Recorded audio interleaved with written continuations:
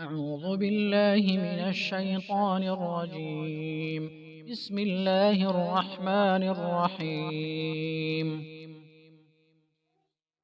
يا أيها المزمل قم الليل إلا قليلا نصفه أو انقص منه قليلا أو زد عليه ورتل القرآن ترتيلا إنا سنلقي عليك قولا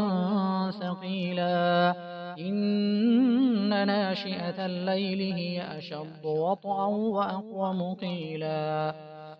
إن لك في النهار سبحا طويلا فاذكر اسم ربك وتبتل إليه تبتيلا رب المشرق والمغرب لا إله إلا هو فاتخذه وكيلا واصبر على ما يقولون واهجرهم هجرا جميلا وذرني والمكذبين أولي النعمة ومهلهم قليلا إن لدينا أنكالا وجحيما وطعاما ذا غصة وعذابا أليما يوم ترجف الأرض والجبال وكانت الجبال كثيبا مهيلا إنا أرسلنا إليكم رسولا شاهدا عليكم كما أرسلنا إلى فرعون رسولا عصى فرعون الرسول فأخذناه أخذا وبيلا فكيف تتقون إن كفرتم يوما يجعل الولدان شيبا السماء منفطر به كان وعده مفعولا إن هذه تذكرة فمن شاء اتخذ إلى ربه سبيلا إن ربك يعلم أنك تقوم أدنى من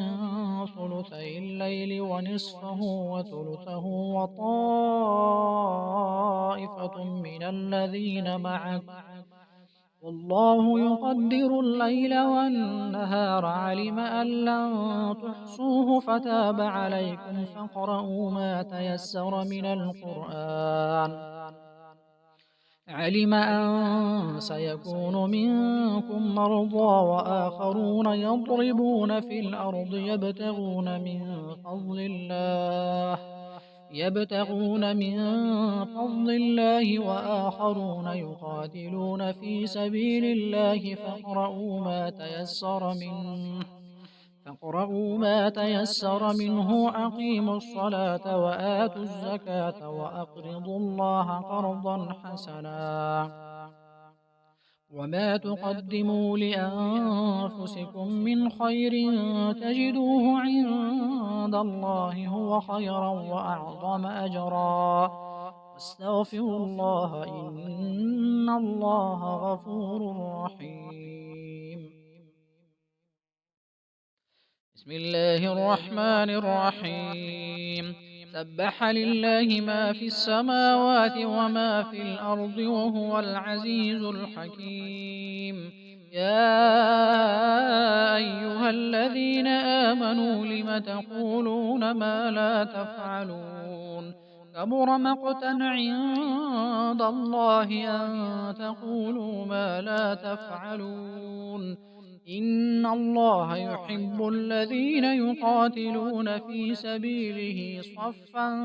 كأنهم بنيان مرصوص وإذ قال موسى لقومه يا قوم لم تؤذونني وقد تعلمون أني رسول الله إليكم فلما زاغوا أزاغ الله قلوبهم والله لا يهدي القوم الفاسقين وإذ قال عيسى ابن مريم يا بني